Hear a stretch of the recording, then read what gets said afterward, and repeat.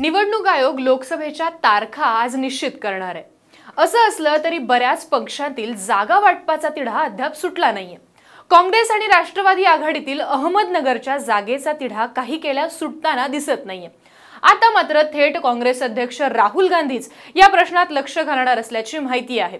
राजधानी दिल्लीत सोमवारी होणाऱ्या बैठकीत राहुल गांधी दक्षिण नगरच्या जागेबाबत मध्यस्थी करणार आहेत। काँग्रेसचे ज्येष्ठ नेते आणि विधानसभेचे विरोधी पक्षनेते राधाकृष्ण विखे पाटील यांचे सुपुत्र सुजय विखे पाटील यांना अहमदनगर मतदारसंघातून लोकसभेच्या रिंगणात उतरण्याची इच्छा आहे।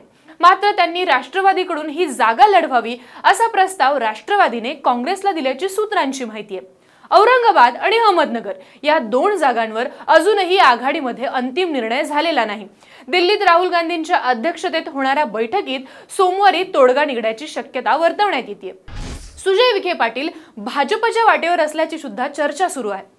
सुजय विखे पाटील भाजपच्या वाटेवर असल्याच्या चर्चा सुरू असतानाच त्यांनी भाजप नेते आणि मंत्री गिरीश महाजनांसोबत हेलिकॉप्टरने एकत्र प्रवास केलाय आणि त्यामुळे नगरची जागा जर राष्ट्रवादीने काँग्रेस पक्षाला सोडली नाही तर सुजय विखे पाटील भाजपची वाट धरतील अशी दबक्या आवाजात चर्चा सुरू झाली आहे। दरम्यान महाराष्ट्रातील काँग्रेस आणि राष्ट्रवादीच्या नेत्यांची बैठक सुरू आहे। दररोज बैठका होत आहेत आणि राधाकृष्ण विखे पाटील यांच्या मुंबईतल्या घरी सुद्धा लोकसभेच्या जागा या दरम्यान आढावा घेण्यात आला। या बैठकीला अशोक चव्हाण, पृथ्वीराज चव्हाण, जयंत पाटील, अजित पवार, छगन भुजबळ यांसारखे दिग्गज नेते उपस्थित होते। या दरम्यान शुक्रवारी रात्री पवारांच्या घरी सुद्धा राष्ट्रवादीच्या नेत्यांची मॅरेथॉन बैठक झाली आहे, ज्यामध्ये उदयनराजे आणि शिवेंद्रराजे यांचं मनोमिलन करण्यात आलं। आता मात्र अहमदनगर लोकसभेच्या जागेसाठी काँग्रेसचे सुद्धा प्रयत्न अजूनही सुरू आहेत। वादावर तोडगा काढण्यासाठी काँग्रेसने राष्ट्रवादी काँग्रेस समोर नवा प्रस्ताव ठेवल्याची सुद्धा सूत्रांनी माहिती दिली। अहमदनगरच्या बदल्यात औरंगाबादची जागा घ्या असा प्रस्ताव काँग्रेसने राष्ट्रवादीला दिल्याची माहिती मिळते।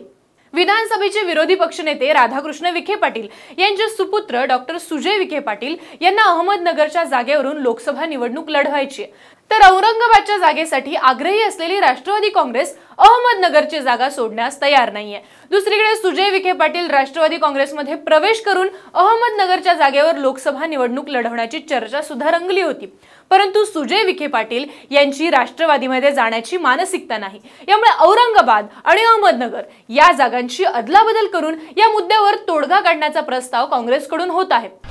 खरं तर पक्ष अदलाबदलीबद्दल बोलताना सुजय विखे पाटील यांनी पत्रकारांना सांगितलं होतं की जरी माझे वडील हे काँग्रेसचे विरोधी पक्षनेते असले तरी माझा पक्ष कोणता असावा, मी कोणत्या पक्षातून निवडणूक लढवावी हा हक्क संपूर्णपणे माझा आहे।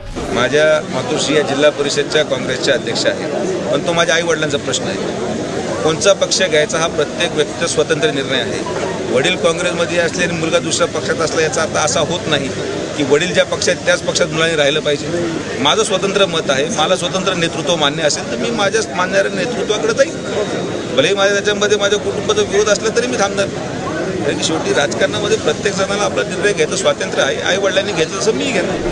याचबरोबर सुजय विखे पाटील यांचे वडील आणि विरोधी पक्षनेते राधाकृष्ण विखे पाटील यांनी सुद्धा पत्रकारांशी बोलताना सुजय याला स्वतंत्रपणे स्वतःचा पक्ष निवडण्याचा अधिकार आहे, त्यामुळे कोणत्या पक्षातून निवडणूक लढवायची हे तो स्वतः ठरवेल असं स्पष्ट केलं होतं। त्यामुळे सत्तेसाठी पिता आणि पुत्र हे वेगवेगळ्या पक्षात राहून काम करणार का आणि निवडणूक लढवली जाणार का हे पाहणं आता महत्त्वाचं ठरणार आहे। खरं तर मुलासाठी राधाकृष्ण विखे पाटलांनी अहमदनगर मतदारसंघाचा आग्रह धरला होता। यासाठी राधाकृष्ण विखे पाटील यांनी अनेक महिन्यांपासून प्रयत्नांना सुद्धा सुरुवात केली होती, परंतु विखे पाटील आणि पवार कुटुंबातील वैर यामुळे या जागेवर निर्णय अजूनही झालेला नाही। काही दिवसांपूर्वी राष्ट्रवादीने ही जागा काँग्रेससाठी सोडल्याची चर्चा सुद्धा सुरू झाली होती, मात्र काँग्रेससाठी ही जागा आम्ही सोडली नाही असं राष्ट्रवादीचे अजित पवार यांनी स्पष्ट केलं आणि त्यामुळेच भाजप प्रवेशाची चर्चा, विखे पाटलांचं उत्तर तसेच सुजय विखे पाटील हे भाजपमध्ये जाणार का या चर्चांना मात्र उधाण आलं। यावर सुजय भाजपमध्ये जाण्याची चर्चा आहे, पण राजकीय निर्णय घेण्याचा संपूर्ण अधिकार हा सुजय पाटील यांना आहे असं म्हणत राधाकृष्ण विखे पाटील यांनी एक प्रकारे सुजय यांच्या पक्षांतराचे संकेत दिले आहेत असंच म्हणावं लागेल। काँग्रेस आणि राष्ट्रवादीच्या आघाडीतला नगरच्या जागेचा तिढा जर सुटला नाही तर सुजय विखे पाटील यांचा भाजप प्रवेश निश्चित मानला जातोय।